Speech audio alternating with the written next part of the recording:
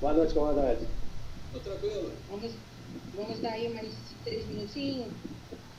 Perfeito, perfeito. Mesmo da última vez? Dessa vez, professor, vai ser coração e depois mente. Coração a máquina do navio e a mente o senhor. Beleza.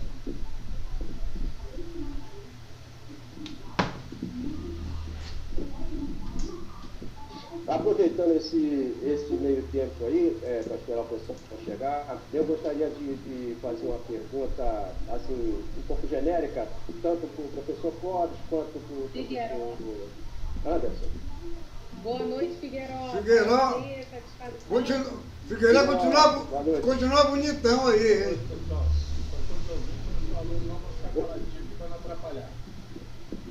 Atrapalhar. Boa noite, Monique. Boa noite, Monique. Mais um minutinho para a gente começar, tá bom? Boa noite, gente. Tudo bem? Boa noite. Faça a pergunta aí, Ricardo. Aproveita. Vamos lá. Eu queria fazer uma colocação. Eu acredito que, não sei se os professores que estão mais acostumados do que eu, com prova de concurso, essa coisa, não sei se eles pensam assim como eu, mas eu acredito que manobras de emergência, tanto para a náutica quanto para máquinas, eu acredito que vai ser um tema muito recorrente nessa prova, porque a questão da segurança é uma coisa muito batida pela IMO, né? Então, eu queria saber se eu estou certo ou se eu estou errado. Olha, Ricardo, olha só, eu hoje ia falar exatamente a respeito dos tópicos, entendeu? Pela minha sensibilidade, né, eu vejo alguns tópicos que ele tem uma possibilidade maior e é um tópico que ele abrange todo o conteúdo, entendeu? Então, se você souber bem este tópico, né, que eu destaquei aqui, depois eu vou falar para vocês, entendeu? Eu acredito que você vai ter um conhecimento geral dos outros tópicos, entendeu? Então, você conhecendo bem determinados assuntos, né? Como você disse, os outros assuntos são recorrentes, entendeu? Então, hoje, a hora que nós começarmos, eu vou inicialmente falar sobre esses tópicos, né? Acredito também que o comandante Anderson pense assim, né? Então, a gente tem uma determinada sensibilidade, né, para um assunto que ele exige mais do aluno, entendeu? Bom, muito bom. Obrigado. Começar, gente. Só lembrando mais um pouco aqui, fazendo um memento aqui. Semana passada, desculpa, retrasada, a gente vai falar sobre SOPEP e SMPEP, né? Talvez a gente jogue talvez um pouco mais para frente aí, falar especificamente do APRC 90. Talvez seja um tema interessante para a gente colocar numa próxima live aí. Se der tempo ainda, a gente está pronto a prova. Certo. Gente, boa noite. Para quem não me conhece, eu sou Rose Vitória, vice-presidente da Associação de Profissionais da Marinha Mercante. Você está sem imagem. Eu estou sem imagem porque minha filha sem querer entrou aqui. Eu tive que tirar, só um minutinho. Tá bom, pode continuar. Desculpa. Então, eu quero agradecer mais uma vez a presença do nobre professor Clóvis, do comandante Luiz Anderson, que sempre está aqui de forma gratuita, tá? Eu preciso também dizer que esta live está sendo gravada e sendo disponível para todos vocês e os demais que não podem participar. Também é importante mencionar que essa conquista é do sindicato, não da associação, mas a associação tem feito o melhor possível para ajudar todos vocês no dia 28 de maio, que é justamente o dia do exame. Não posso me prolongar e hoje vai começar com o professor Clóvis a máquina do navio, em seguida o professor Luiz Anderson, e a gente abre para perguntas, tá bom? Ok. Com você, Clóvis, preciso lhe apresentar como o professor Luciaga, chefe de máquinas. Eu não posso me estender, Clóvis, porque seu currículo é imenso, tá? Tá bom. Sem problema. Prazer. Ok, pessoal, boa noite a todos, né? Sejam todos muito bem-vindos, né? É uma satisfação estarmos aqui. Tem alguém com o microfone aberto aí, tá? Estamos aqui compartilhando compartilhando, né, uma pequena parte do nosso conhecimento, né, com esse pessoal que está interessado, né, estão disponíveis, né, a aceitar aqui as nossas considerações, correto? Então, meus amigos, né, para a gente não perder muito tempo, né, vamos para as coisas mais importantes para o momento, né? Eu estava observando o anexo 2, né, e o anexo 3, tá? Na parte de máquinas, tá? Então, eu destaquei aqui no anexo 2, tá? Para o 3/1, né? Eu destaquei aqui no anexo 2, no item 1, a parte número 3, o item número 3, né? Que eu vou começar a falar, e ele também tem uma boa relação, tá, com o item 7, né, do anexo 3, correto? Então, o anexo 7, né? Então, nós devemos observar aqui, no anexo 3, nós falamos aqui de conhecimento teórico, prática de máquinas marítimas, conhecimentos práticos, né? Realizar procedimentos seguros, eficazes de manutenção e reparo, planejamento de manutenção, inclusive verificações regulamentares e de classes, planejamentos de reparo. Isso no anexo 3, item 7. Tá?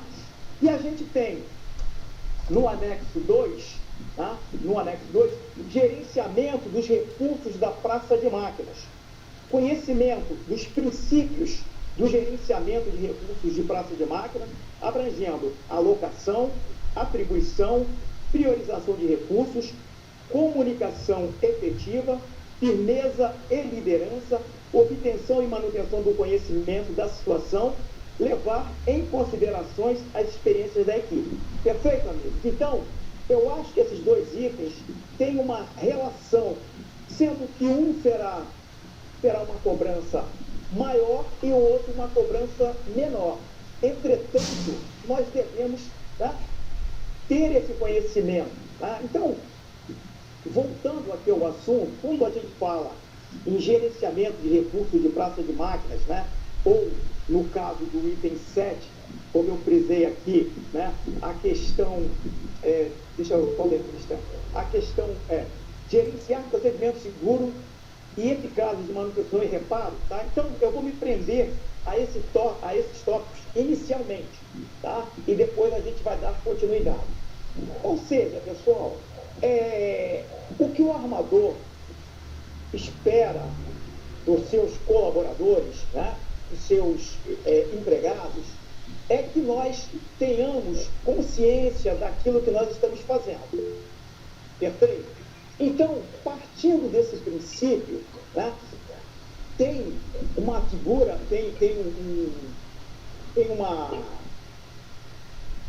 temos um tópico, né, de gerenciamento que ele é extremamente importante, né, que é a questão da ferramenta de gestão. Então, quando nós falamos, por exemplo, né, no ciclo do PDCA, né, nós temos várias ferramentas de gestão. Mas eu gostaria de destacar essa, né, porque abrange todas as outras. Então, quando nós falamos do ciclo do PDCA, ou seja, o ciclo do PDCA, ele gira no sentido horário, correto? E esse ciclo, ele traz para a gente PDCA, né? Então, Plan, Do, Check e Action, correto? Então, nós devemos nos preocupar, inicialmente, com o planejamento. Ou seja, qualquer intervenção, qualquer ação, em qualquer serviço, em qualquer lugar, sem um planejamento, ele torna-se um mero improviso. E o improviso, a chance do erro, ela é muito grande. Ou seja, nós temos que nos planejar. Consequentemente, com esse planejamento, nós vamos alocar os recursos para os locais desejados, correto? Então, esse é o primeiro ponto, planejamento, em qualquer circunstância, né? Para qualquer etapa. Dentro do planejamento, nós vamos observar 3 pontos importantes, que são o objetivo, o método e a meta.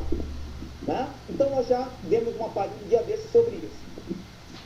Quando nós falamos em objetivo, nós devemos saber o que nós vamos fazer, o que nós estamos planejando, o que nós temos, né, que cumprir.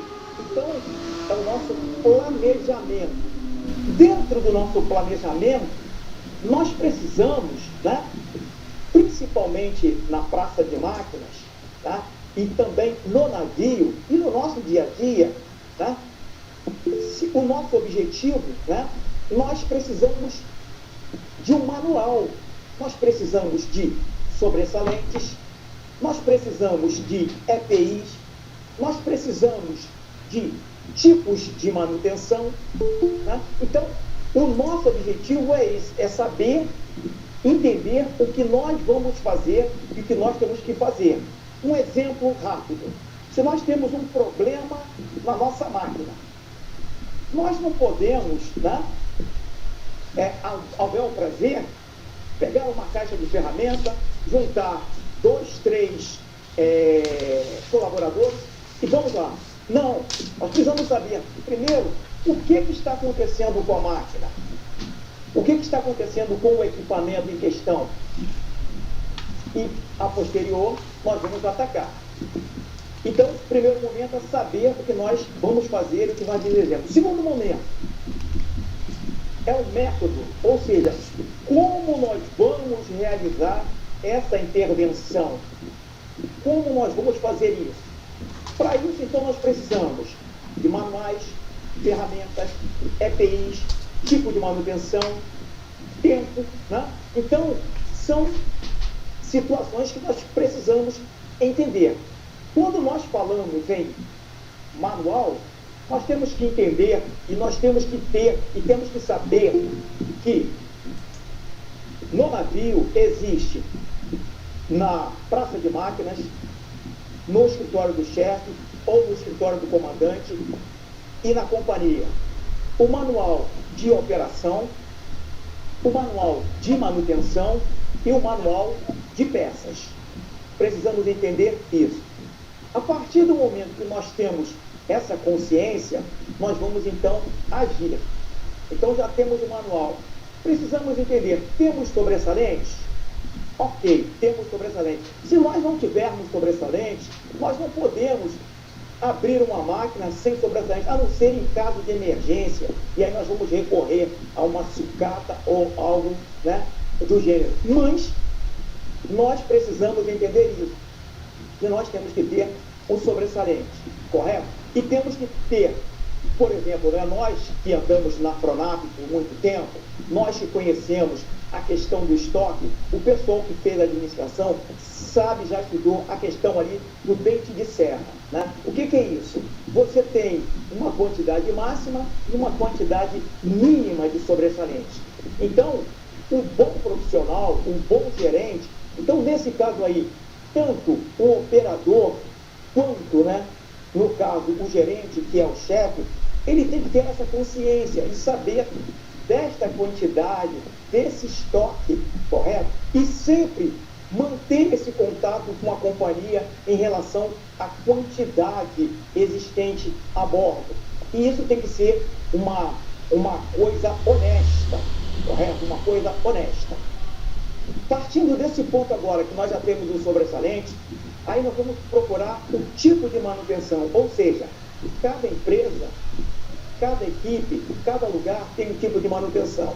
E aí vai depender do quê? A manutenção é algo que depende da disponibilidade financeira, correto? Manutenção, a gente tem que ter em mente o seguinte, manutenção não é custo, manutenção é investimento. Eu disse investimento. Acontece o seguinte, para se realizar uma manutenção, é preciso saber o que se está fazendo. Correto, senhores? Então, abrimos um lequezinho. Um exemplo. Caiu a potência do nosso motor. Então você não vai mexer no motor se você não sabe o que é para fazer. Correto? Aí, se você conhece a potência teórica, se você conhece a potência efetiva, se você conhece a potência de atrito, a potência, né, indicada, a potência atratora, você sabe o que está acontecendo. Aí você, né, pelo seu conhecimento, olha, o navio precisa, para melhorar a potência, para diminuir esse gasto, né, porque quando aumentamos a potência, nós estamos gastando combustível. Então, para que nós possamos diminuir esse consumo, esse gasto, correto? Nós precisamos entender esses assuntos. E aí você vai pensar, nosso navio está com casco limpo? Nosso motor foi feito a deflexão? Então, é uma questão, né, ampla. Então, nesse caso, quando você entende que o navio, né, está com casco limpo, e aí entra os nossos amigos de náutica. Olha, a navegação ela está sendo feita com corrente a favor, com vento a favor. Então, nesse caso, a nossa potência não pode estar reduzida. Aí, se nós temos, né, um problema de corrente, problema de vento, problema no propulsor, então a potência... Então, essa a importância que nós temos que ter. A partir do momento que nós já entendemos a questão da manutenção, e aí a gente vai saber qual é o tipo de manutenção: corretiva, preventiva, preditiva, detectiva, é engenharia de manutenção? Ou seja, nós vamos pegar então, vamos partir para inicialmente ter o conhecimento. Nós temos que ter esse conhecimento, tanto a nível operacional quanto a nível gerencial. Saber que a manutenção corretiva é uma manutenção que ela inicialmente tem um custo zero. Entretanto, num curto período de tempo, esse custo aumenta de forma exponencial. E quando se faz manutenção corretiva, você, né, não tem tempo hábil para negociar. Aqui a gente está falando em negociar, ou seja, você entrar em contato com o fornecedor, discutir preços, né, discutir prazos, tá, discutir a entrega. Então, você precisa ter a consciência disso, tanto a nível operacional quanto gerencial. Então, a manutenção corretiva é uma manutenção emergencial, é uma manutenção, né, que você precisa entender dois pontos. Primeiro, o que é falha e o que é defeito. Quando você sabe o que é falha e o que é defeito, você sabe qual tipo de manutenção que você vai aplicar. Né? Então, meus amigos, o que é falha e o que é defeito? Né? A falha é quando o equipamento torna-se inoperante. O defeito é quando o equipamento opera aquém da sua capacidade operacional. São duas coisas distintas. Um está operando, não está atingindo, né, o que o fabricante determinou. E o outro está inoperante. No navio, a nível gerencial, a nível operacional, nós temos também que tratar de, além desses dois pontos, o que é falha e o que é defeito, nós temos que estar ligado o que é disponibilidade, tá? O que é manutenibilidade, ok? E o que é disponibilidade, manutenibilidade, né? E tem outro nome que agora me fugiu. Mas o navio, o armador quer sempre o navio disponível, e para isso nós temos então que estar ciente desses pontos, correto? Ciente desses pontos. Dando sequência, então aí a gente já viu o método. Então, a gente viu a manutenção, ela é corretiva. Se ela for corretiva, é uma manutenção cara. A manutenção é preventiva. O que é uma manutenção preventiva? É uma manutenção que ela é baseada em hora de funcionamento e no tempo transcorrido. Essa é uma manutenção que você planeja, que você cumpre, né? Um planejamento que você cumpre, né? O que o fabricante determinou, o que a empresa determina. Então, nós vamos, né, cumprir esse prazo e cumprir a hora de funcionamento. É uma manutenção que tem, inicialmente, um custo elevado e, ao longo do tempo, esse custo tende a cair porque você tem uma organização na sua manutenção. Terceiro ponto, a manutenção preditiva. A manutenção preditiva, meus amigos, é uma manutenção que ela é baseada no monitoramento. É uma manutenção que ela precisa de um acompanhamento diário, ela precisa do conhecimento técnico da equipe. Então, quando uma equipe ela é o tempo todo trocada, esse pessoal não tem aquela familiarização com os equipamentos, com tudo que está acontecendo na praça de máquina. Tá? Então, quando há uma rotatividade muito alta, nós vamos ter um problema quando se aplica a manutenção preditiva. A manutenção preditiva, como eu disse, ela é baseada no monitoramento.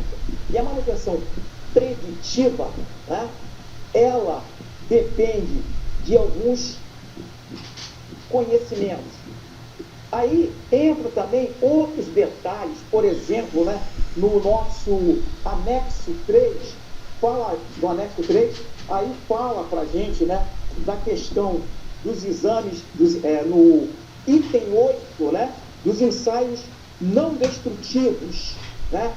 Então, no anexo 3, no item 8, né, no terceiro parágrafo aí, exames não destrutivos. Então, na nossa manutenção preditiva, olha como é que a gente vai pegando, né, muitas coisas e jogando tudo dentro de uma cesta, né, que a gente chama de conhecimento. Então, os ensaios não destrutivos, a manutenção preditiva é uma manutenção que ela é por monitoração, é uma manutenção que depende do conhecimento da equipe e é uma manutenção que ela é baseada em análises criteriosas. Essas análises criteriosas, meus amigos, são análises que vai nos levar aos defeitos, né? sem que necessitamos abrir o equipamento. Porque, às vezes, chegou o tempo da manutenção pela preventiva, mas pela preditiva, quando você conhece, quando você está monitorando o equipamento, ele não atingiu o nível de alarme. Então, o equipamento ele pode funcionar por mais algum tempo. E isso é ganho monetário. Isso é ganho monetário. Então, nós temos que pensar como se o navio fosse nosso. Então, este ganho, né, você também precisa investir. Então, quando fala aqui, né, na questão dos ensaios não destrutivos, lá do ponto 8, né, quais são esses ensaios não destrutivos? Né? E também tem uma outra parte aqui que fala também desse assunto. Né? Então, os ensaios não destrutivos são análise de vibração, são ferrografia ou boroscopia, líquido penetrante, ultrassom, partículas magnéticas, falei da vibração, né? Então, são essas análises, correto? A gente... Professor, Oi? desculpa te interromper, 5 minutos, tá? Tá bom, vou fechar já. Tá? Então, esses ensaios, né, eles servem para nos levar ao problema. Você, por exemplo, faça a seguinte análise. Quando você vai ao médico, né, o que o médico faz contigo? Ele manda você fazer um exame. O médico não abre o seu peito, ele não abre a sua barriga para verificar o que você tem. Ele manda você fazer um exame. Quando você faz o exame de sangue diz para o médico o que você tem. É a mesma coisa. Quando você analisa o óleo de um motor, por exemplo, essa análise diz o que o motor tem. Por quê? Porque no óleo nós vamos encontrar partículas magnéticas como silício, chumbo, cobre, níquel, zinco, ferro. Então nós vamos encontrar essas partículas e nós vamos saber a origem, porque cada peça, né, ela tem uma constituição, né, de um determinado metal. E aí nós vamos saber. Então, a análise preditiva é para este ponto. Correto, pessoal? Então, né, nós temos que ter essa ideia e esse conhecimento. Tá? Outro assunto, né, eu tinha buscado outros assuntos aqui, né, que também entraria aqui dentro da nossa seara, né, que seria também aqui do nosso item, né, seria a questão do conhecimento, né. Esse aí eu vou deixar, eu não sei se a gente vai ter tempo de continuar, né, daqui a pouco. Se tiver, eu falarei, que é para o maquinista também, tanto a nível gerencial quanto operacional, o conhecimento do diagrama ferro-carbono. A partir do momento que você conhece o diagrama ferro-carbono, você vai entender a constituição dos equipamentos, ou seja, tubulação, válvulas, trocadores de calor, o motor, as bombas. Então, você conhecendo esse diagrama ferro-carbono, né, que é um diagrama que ele nos mostra 3 posições em relação aos metais. A primeira parte, ele fala CCC, que é corpo cúbico centrado. A segunda parte, CFC, corpo de face centrada. E a terceira parte, corpo cúbico centrado. Só que a primeira parte vai de 0 a 700 graus. A segunda parte vai de 720 a 1300. E a terceira parte vai de 1300 a 1500. Ou seja, o estudo do metal. Então, que aqui também fala na questão da termodinâmica. Então, você estudando este diagrama, se nós tivermos tempo, eu vou falar um pouco mais sobre esse diagrama, que nós temos que ter esse conhecimento, entendeu? Então, o maquinista, a nível operacional e a nível gerencial, conhecendo bem esse diagrama, ele vai entender muito bem, correto? E aí, né, nessa segunda parte desse diagrama, nós falaremos, né, sobre o tratamento térmico, os tratamentos térmicos, né, para os equipamentos. Porque no diagrama ferro-carbono, nós vamos entender a cristalografia dos metais. Parece um nome absurdo, mas não, é nós entendermos o material. Tá? Eu vou só finalizar aqui. Tá? Então, meus amigos, eu deixo para vocês e eu vou mandar para vocês. Eu só gostaria que vocês me dessem um retorno. Ó, o material está legal, eu estou achando difícil, não está bom. Eu vou mandar para vocês essa questão, então, do tratamento térmico, correto? Do tratamento térmico e o diagrama ferro-carbono, para vocês darem uma analisada. Qualquer dúvida, eu estarei à disposição de vocês. Ok? Vai ser muito bom. Vai ser muito bom, mestre. Se tiver alguma dúvida aí, e tiver tempo ou alguma pergunta, eu estou às ordens, correto? Eu propunha o senhor fazer uma gravação, um vídeo e colocar lá no seu canal, que a gente está chamando para dentro do nosso site, tá bom? Tá legal. Obrigado, meu amado. Um abraço. Professor Clóvis, mais uma vez, muito obrigada. Você sempre solícito e educado conosco. Também gostaria de que temos aqui o professor Juarez e o professor Marcelo, que irão falar no próximo link, tá? Das 9 às 10 horas. Agora, também gostaria, muito obrigada, professor Clóvis, gostaria de apresentar o professor Luiz Anderson, comandante, professor aí, que tem muito nos ajudado de forma gratuita, mais uma vez aqui conosco. Muito, muito obrigada, em nome da PMM, tá bom? Professor?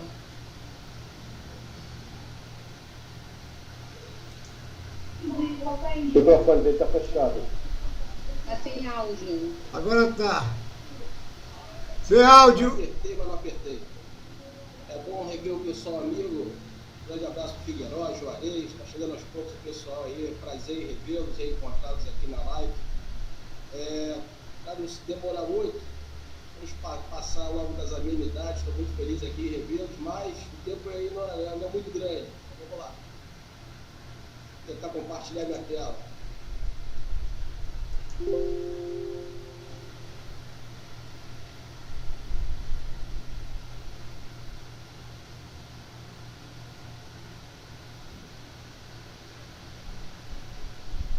Todo mundo vendo o Marpol? Sim. Beleza. Então, voltando aqui no melhor estilo Tropa de Elite, recuperando aquele raciocínio da última live, eu me propus a mostrar todas as convenções, os anexos da Marpol, apresentar a convenção. Então, na última live, eu comecei aqui pelo anexo 1 e 2, fui falando dos anexos, de maneira geral da Marpol, como convenção, 7378, os protocolos e anexos, à medida que foram a linha do tempo, à medida que foram adotados e entrados em vigor. Falei do Amor Cadiz, que é um acidente que teve vários desdobramentos, não só por ter sido ali no ano de aprovação do protocolo 78 da Marpol, logo um mês depois, mas também ele deu espaço para a criação do Lloyd Openform, justamente pelo navio ter ficado bastante tempo à deriva e poderia ter sido salvo.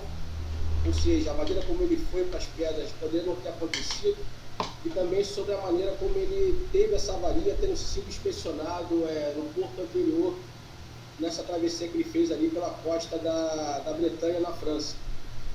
E desencadeou aí a onda de inspeções do estado do porto das embarcações de bandeira de conveniência, o famoso Port State.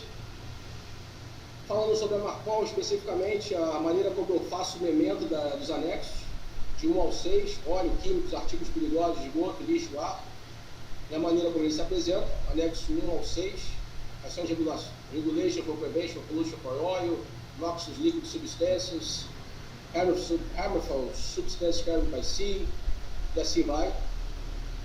Falei sobre o anexo 1, os bizus, as regras que o pessoal, ao estudar, tem que se ater um pouco.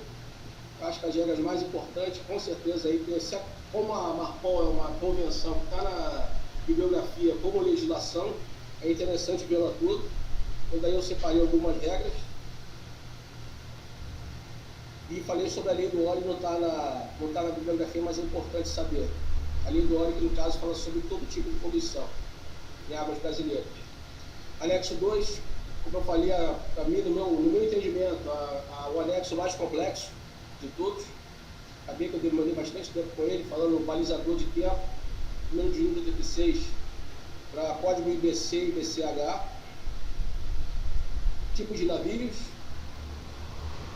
no caso aqui, antes de 1 de julho de 86, o código IBCH, tipo de substâncias da regra 6, a divisão dos códigos na regra 11, controle de descarga na regra 13, regra 14, o Procedures and Arrangements, o P&A, ou o Manual de Procedimentos Dispositivos, regra 17, fala sobre o SMPEP, e os procedimentos de lavagem prévia.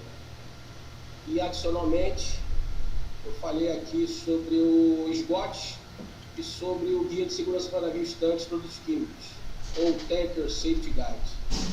Então, parei aqui no anexo 2, passo logo ao anexo 3, dando continuidade, e fala sobre aí as substâncias nocivas transportadas em packs, né, em embalagem, né? Então, esse anexo fala justamente sobre isso. E ele aponta diretamente para o código. Como a gente viu lá, da mesma forma que o anexo 2 fala nos dois códigos, aqui já aparece o código IMDG, que é o International Maritime Dangerous Goods, muito conhecido aí. A Rose Vitão deve saber lá da aviação, tem o DGR e o DOC 9284. Os mesmos packs aí, só que transportados por aeronaves. O bizu aqui é colar, dar uma olhada no código, justamente essa regra aponta aí, justamente a referência que ele tem nas solas, aí que as convenções se conversam, né? Tanto as solas quanto a Marpol. E ao caso aí as reedições do código, né? Esse código ele tem uma atualização a cada 2 anos. Esse grupo de IT, se não me engano, são editores e os técnicos se reúnem. O pessoal da parte técnica repassa a parte do editorial e o código é renovado a cada 2 anos. As propostas são apresentadas diretamente à INE, para os Estados-membros, e as emendas necessárias que levam em conta alterações são recomendadas às Nações Unidas. Por que Nações Unidas especificamente? Que se você for ver no código, todas as substâncias químicas têm o famoso código UN, né, o código ONU. Então passa por toda a Organização das Nações Unidas a parte aí desses artigos perigosos transportados em PECs.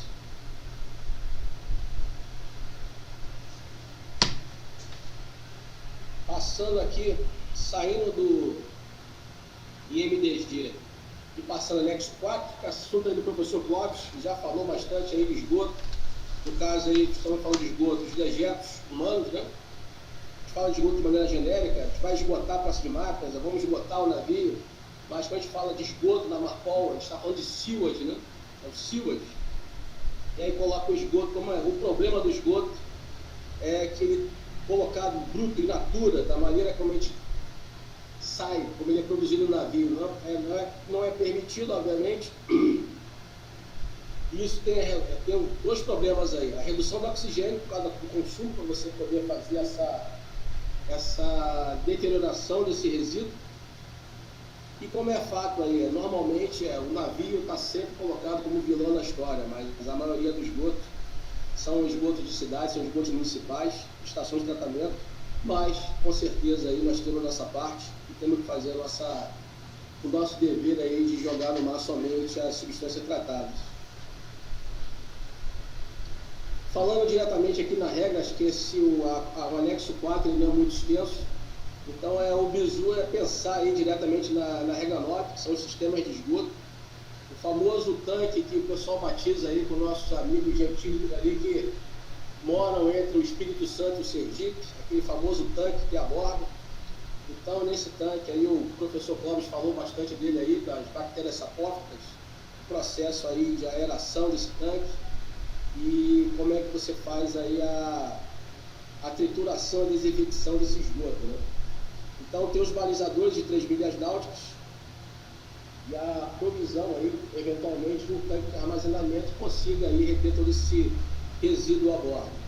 São as possibilidades aí do sistema de esgoto. A descarga tem esses balizadores da regra 11, né? Onde você tem ali você tem a distância mínima e velocidade da embarcação. É importante dar uma olhada nesses balizadores aí de distância e velocidade. Dá uma olhada na regra. Desculpe aí, cara, eu estou me recuperando aqui de uma gripe. Não sei se é Covid, acredito que sim.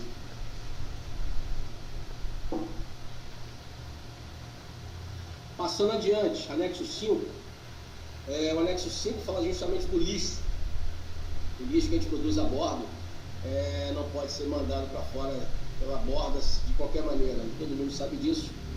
Mas sempre é interessante dar uma revisitada nisso aí, tanto para os maquinistas quanto para os pilotos ou os oficiais de náutica, oficiais de máquinas. Pensar nessa primeira aí, no que está em epígrafe aí. O plástico é terminantemente proibido de ser lançado ao mar, de ser triturado, de ser queimado. O plástico tem que chegar completo no porto. O plástico só se admite ser descarregado de bordo. Então a gente vai ver aqui através das regras, começando pela separação das categorias de lixo de 1 a 6. O primeiro é o plástico, acho que é o mais importante, justamente pela longevidade do plástico da natureza. Então voltando ali ao slide anterior, ele é terminantemente proibido você fazer qualquer tipo de operação com plástico. Você tem que ter o plástico que você usa a bordo, ele tem que chegar no porto para ser descarregado. Então, categorizando o lixo, esse aí faz parte do apêndice do anexo 5, né, que justamente fala do livro de registro de lixo. Ele tem um formato específico que a gente vê a bordo. E, normalmente, quando a gente não consegue comprar o livro de registro de lixo, é só tirar uma cópia da Marpol e colar no caderno que está valendo como livro de registro de lixo. ele tem que ser documentado e assinado. Eu estava lendo da mesma forma que assim fosse comprado interno uma editora. Esse aí é a parte de registro, do livro de registro de lixo, obviamente. Então, logo se observa que a categoria 1 não tem a quantidade estimada descarregada para o mar. Só tem a possibilidade ali, ele está em amarelo, na coluna amarela, categoria 1, sempre descarregada para instalações de terra, ou para outro navio. Ou você descarrega no porto, ou repassa para outra embarcação. E lá em cima, é proibida a descarga de qualquer lixo que não seja resto de comida nas áreas especiais. A gente vai olhar mais para frente aí as áreas especiais, o que acontece com elas. Então, o alejamento de lixo fora das áreas especiais é proibido. Na regra 3, desculpe, é o contrário. Na regra 3, nós temos os proibidos. Então, fora das áreas especiais, em respeito àquela epígrafe ali anterior, a gente tem os proibidos. Então, os proibidos ali é interessante ver na regra 3, todos proibidos. É proibido descarregar lixo, tantas milhas, é proibido descarregar lixo, tal tipo de lixo, a 25 e a 12 milhas, você vai ver quais são. Então é interessante ver na regra 3 todos os proibidos. A regra 4 fala aí mais do pessoal que está ligado na parte de offshore. Muita gente é ligada às plataformas marítimas que embarcou aí os PSVs, os PLSVs e etc., os Anchor Handlers, os HTS. Vê essa regra aí justamente é voltada para as plataformas marítimas e lá é citado os famosos 500 metros, que ninguém sabe de onde é, quem foi que mediu os 500 metros. É uma convenção aí da UNCLOS no Ortego Bay. Então, os 500 metros também são citados aí na Marpol, uma zona de guarda. E a última regra 6, que é importante do anexo 5, são aí seriam os bijus, né? regras 3, 4 e 6, fora aí incluindo também aí o livro de registro de lixo, são as exceções. Se você tiver a jogar lixo para salvar alguém, alguma vida humana, obviamente você vai optar por salvar o lixo e poluir, não tem problema. Lixo decorrente de alguma avaria, acontece. Se você avaliou sua embarcação, ruou, colidiu, e caiu lixo, é uma avaria, decorrente de avaria, é previsto nas exceções. E uma perda acidental, essa perda acidental está muito voltada lá para pescadores, se não saber falar sobre as redes. Então, esse é o anexo 5. O anexo 6, eu preferi não colocar aqui, porque o anexo 6 o pessoal pediu um pouco aí sobre a poluição do ar. O anexo 6 é o anexo mais novo, então eu optei por não colocá-lo aqui e já abrir para o pessoal aí fazer qualquer tipo de pergunta. E alguém quer fazer alguma pergunta? Todos têm no chat. Minutinhos. E já de antemão pedir aí além do anexo 6 que eu estou devendo, já prever aí um novo assunto. Eu ouvi falar de IANSAR, o livro 3 de IANSAR, ou qualquer outro aí. O Ricardo falou também parte de emergência, resposta à emergência, contingência. Pode preparar esse material também. Então, desde já aí, estou aberto aí para qualquer dúvida de esclarecimento. Se eu não souber, eu não vou procurar estudar, não. Vou inventar uma mentira tão boa que pode ser tomada como verdade por vocês todos. Preciso aqui desabafar uma frustração imensa quando fico aqui assistindo vocês e fico assim, por que eu não fui mercante, né? Cada vez está aumentando essa frustração, mas ainda tem chance de ter as minhas filhas aí na Marinha Mercante. Deixo aqui a minha solidariedade, respeito a vocês, tenho muito carinho pela essa carreira de vocês. Mais uma vez, professor Anderson, muito obrigada. E a Figueiró quer falar, Vidal, eu deixo aberto aí para a Ingrid. Cadê a Ingrid? Deixa o Figueiró falar, que ele está muito calado aí.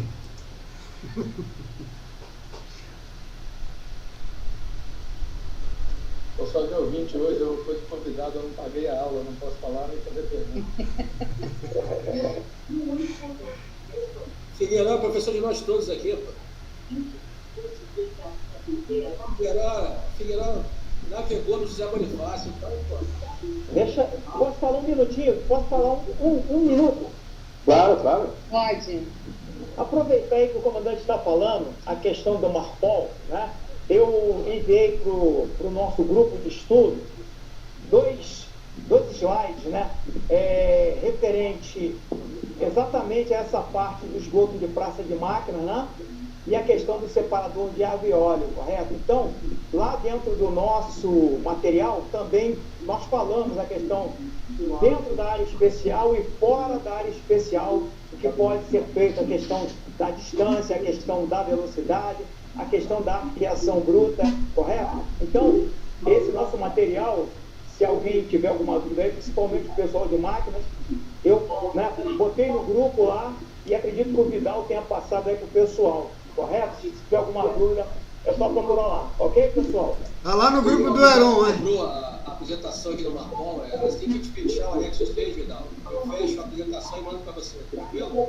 Lembrando que também... Afirmativo. O Ricardo queria fazer uma pergunta aí, Ricardo Andrade. Sim. É uma coisa, um dos principais pontos aí abordados pela Marinha é um ponto vital aí, que é tão importante que esse certificado é exigido no momento da renovação do 1031, que é o certificado de combate a incêndio avançado, né? Então, eu queria ver se tanto o comandante quanto o chefe Clóvis poderiam mais para frente tocar um pouco nesse assunto de combate a incêndio que é tão importante. Positivo. Sem problema. Positivo. Certo? Mas ao longo da minha vida eu fiz muitos cursos de combate a incêndio, inclusive de incêndio aeronáutico. Isso, importantíssimo. Eu já tive no incêndio e tem coisas importantíssimas que a gente tem que saber. Tem que saber ao menos um pouquinho, porque senão pode perder a vida. Sim, normalmente quem bota fogo no navio é o maquinista. Geralmente. Deixa eu falar mais uma coisinha aqui para vocês. E apaga também. Não, o maquinista corre, aí o pessoal de náutica desce para apagar. Tá certo. Mentira sua. Deixa eu só falar mais um detalhe aí. Um detalhe aí que o Ricardo falou, né, na questão da Marinha, exigência, coisa e tal. Então, eu estava também lendo, né, o edital e eu percebi alguns textos, né, que ele tem uma linguagem, às vezes, voltada para o pessoal da Marinha de Guerra. Então, nós devemos tomar cuidado com isso, né? Quando ele fala a questão lá de compartimento, porque navio de guerra é que tem a questão de compartimento estanque, A, B, C ou D, então nós temos que tomar cuidado com isso também. E aí, né, eu queria também... Clóvis, navio mercante tem compartimento estanque também. Não, é claro que tem, né? Nós temos lá o lado segregado. A grande diferença é que eles falam muito na Bravo. Tem uma pergunta, o professor Juarez, ele levantou a mão, provavelmente ele quer falar. Temos 10 minutos aí. Era só uma brincadeirinha em cima do... O segundo link está aqui também, tá? Para prestigiar o professor Juarez e o professor Marcelo. Faltando 7 minutos, galera. 7 minutos para terminar. Daqui a pouco nós vamos para o segundo link, tá? Isso. Pode falar. Uma brincadeira, botando uma observação, meu querido amigo Anderson, aliás, boa noite a todos que estão, é que, estatisticamente, a maioria dos incêndios a bordo são da carga, é de vocês pilotos, não nosso maquinista.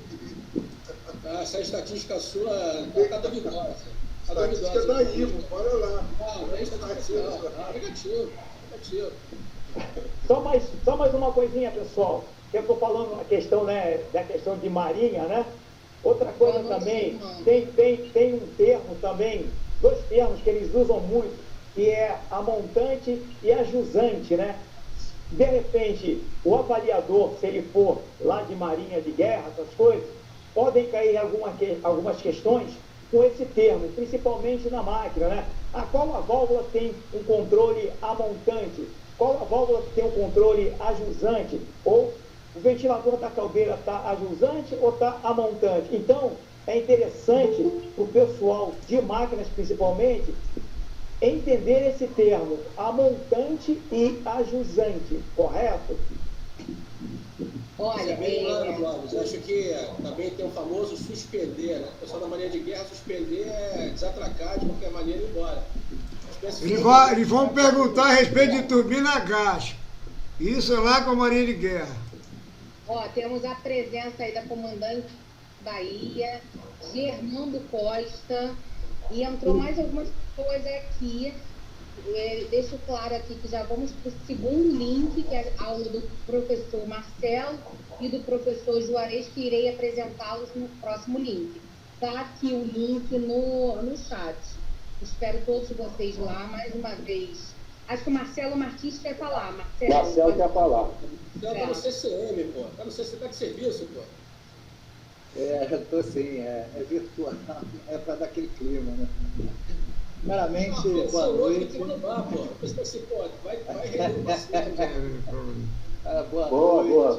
A todas as pessoas que foram citadas aqui, não é, que são importantes para nós. É só uma palhinha do comandante Clóvis, do chefe Clóvis, perdão, professor Clóvis, que foi meu professor. Eu acho que ele chamou agora no finalzinho, só para ressaltar isso, chamou a atenção para um negócio bastante importante, né? Os caras, quem vai fazer essa prova, né? Quem vai elaborar essa prova? Eu não sei, por exemplo, se alguém sabe aqui, tudo bem, mas é interessante que sejam cobertos, né? Termos tradicionais um pouco mais antigos, para que ninguém seja pego de surpresa, né, professor? É isso que eu queria falar. Obrigado. É isso aí. Que a gente, principalmente nas tecnologias em inglês técnico, ainda há muitos termos antigos e, por que não, revisá-los, revisitá-los aí na parte da língua portuguesa. Obrigado, professor. Valeu, era só isso mesmo. Mais para te dar um alô também. Valeu. Seja bem-vindo, Marcelo. Você está enriquecendo aqui a nossa live. Poxa, muito obrigado. Aproveitar também, pessoal, eu vou mandar para vocês, né, termos técnicos. Né? Eu tenho uns termos técnicos, né, relacionados às partes do navio, que também faz parte, né, do nosso anexo. Então, eu vou mandar esses termos técnicos para que todos, né, quem tiver um pouco esquecido, tenha ideia, né, cara, todo o conhecimento que nós falamos, né, galhuta, quando nós falamos o que é um cirogo, o que é um pescoço de cisne, correto? O que é uma tamanca, o que é uma bucina, a parte do convés. Então, eu tenho esse almanaquezinho e eu vou mandar para vocês, que está em mídia, eu vou mandar para vocês, e é bom dar uma lidazinha, porque está no nosso edital, ok, pessoal? E a ideia é a gente, né, não deixar escapar, porque às vezes uma questão é tão simples e a gente acaba perdendo esse bonde da história por causa de uma questão muito simples e às vezes uma questão conceitual, beleza? Gente, muito obrigada. Vamos para o segundo link. O comandante Leus não está conseguindo entrar. E aí já dei o segundo link. Aguardo todos vocês lá, tá bom? Tá bom. Então vamos lá, saído, galera. Parabéns, professor Clóvis. Comandante Anderson, vai se curar, que isso não é Covid não, hein? Você vai ficar bom. Deus é por você. O comandante falou que tá dodói. Mas ele tá bem. Vai ficar bom. Tá bom, gente. Até entrando no próximo. Vamos Vamos para o próximo. Fechando.